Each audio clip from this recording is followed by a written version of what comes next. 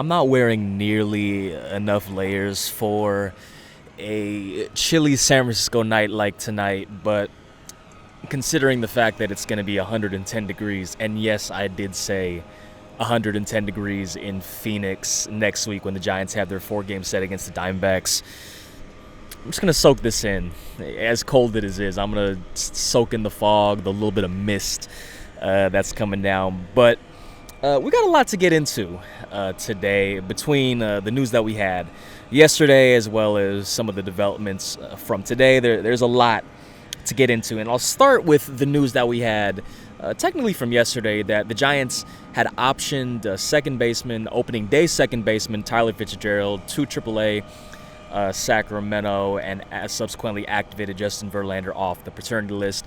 And if you've been reading some of my stories over the course of the last week, you were starting to see a scenario where after Matt Chapman returned from injury, it seemed like there was a pretty clear path for Casey Schmidt to slide from the hot corner to second base and subsequently replace Tyler Fitzgerald as the team's starting second baseman, given how much Tyler Fitzgerald had been struggling since returning from the left rib fracture that he sustained in late April. Because since coming back from that injury, he had a sub 500 OPS, and while he had been playing above average defense, while he had been acclimating to the second base position really well, just was not producing with the bat. And the Giants can't exactly say they were proactive with it, but ahead of this series against the Miami Marlins, they ultimately decided to option Fitzgerald to AAA Sacramento with the hopes, as we talked to manager Bob Melvin today, with the hopes of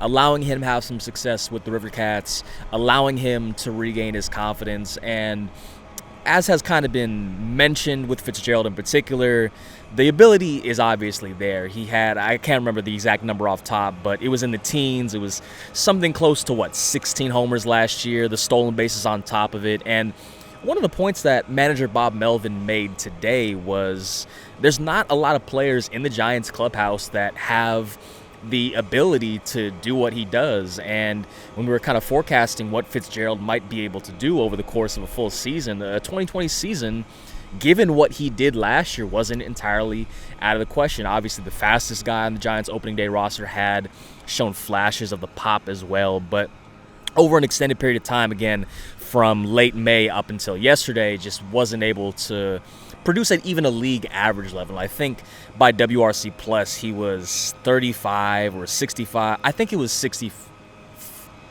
No, I think it was 35. He was 65% worse than league average. That's the number I'm thinking of. So for all that he had as far as the speed, for all that he had as far as the defense, the Giants ultimately decided it was time for him to go back to AAA Sacramento and reset. In the interim, Christian Koss and Brett Wisely are going to take over at second base, specifically Christian Koss getting the majority, or standing to get the majority of the playing time. But as far as longer-term outlook, it looks like once Chapman returns to the fold, Casey Schmidt will slide over. And obviously manager Bob Melvin wasn't going to anoint Schmidt as the second baseman. He did make the point that anything can kind of happen between the time of Chapman being on the injured list and returning. But it does look like there is a pretty clear path for Schmidt to become the Giants' starting second baseman once Chapman returns. Now, as far as Chapman, he made pretty significant strides today in his return from the right hand inflammation, but kind of the right hand injury overall. He took swings off a tee. He took 20 swings off of the tee in particular, and he also threw for the first time since sustaining the injury. And when manager Bob Melvin was asked about whether it might have been a little earlier compared to what he originally thought would be the timeline, Melvin did say yes, it was a little bit earlier than what he had envisioned. Now, obviously, again, the Giants are not going to rush Chapman. The last thing they want is to rush him back into games and for him to just not be ready and for him to I know there's a whole thing about re-aggravating an injury, but to further injure the hand. But it does seem like a realistic possibility that Chapman is going to be back prior to the All-Star game. He himself is kind of targeting that final homestand against the Phillies and the Dodgers right before the All-Star break.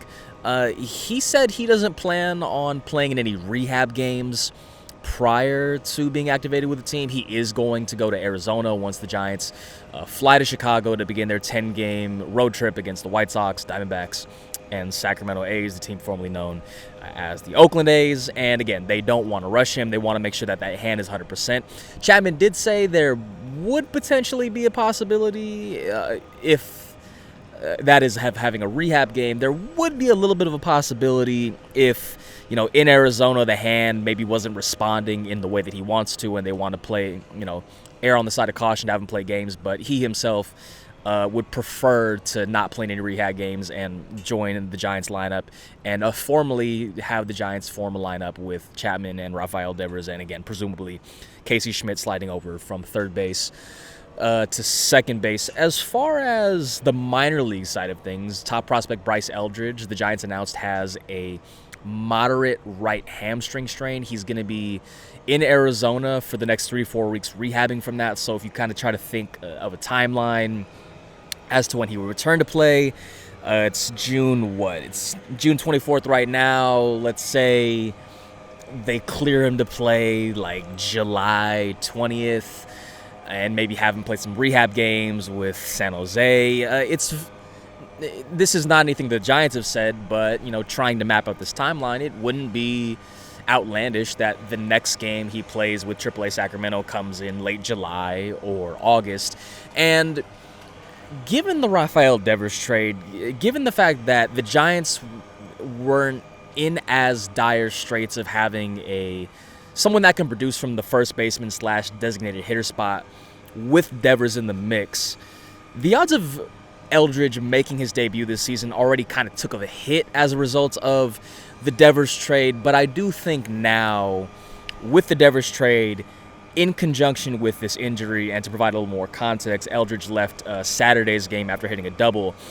The Devers trade, in conjunction with this history, I don't want to say it completely eliminates the possibility of Eldridge making his major league debut this season. That being said, it does feel very more likely that the first time we see Bryce Eldridge in a Giants uniform would be sometimes next season, because, again, there's just really no reason for the Giants to rush him at this point unless, some unforeseeable circumstance where he's hitting like 700 with Sacramento upon returning. But again, that's not something that we can exactly map out. Now, as far as tonight's game, the Giants lose to the Miami Marlins 4-2. This was Justin Verlander's second start since returning from the injured list. It was his first start since welcoming his second child.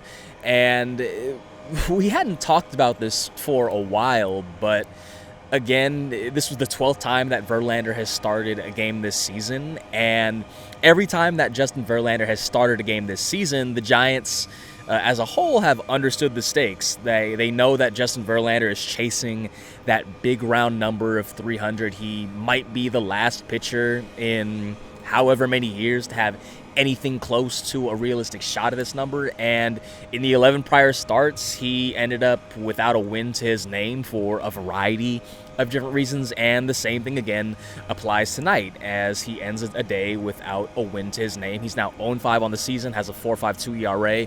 He pitched the minimum as far as being able to qualify for a win, 5 innings, 3 runs. He's not exactly going to qualify this as his best start in the world.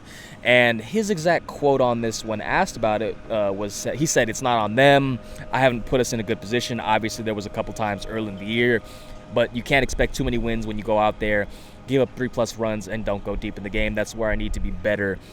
For sure, I plan on it." But again, this has been front of mind for the Giants. They're obviously aware of the history that Verlander is trying to chase. And when Christian Koss was out about it, Christian Koss accounting for the Giants' only 2 runs of the game with a 2-run homer starting in place for the aforementioned Fitzgerald, he said, "Every game is a team. We have the mentality that we're going to win no matter who's on the mound. It's just one of those weird baseball things that's playing its course.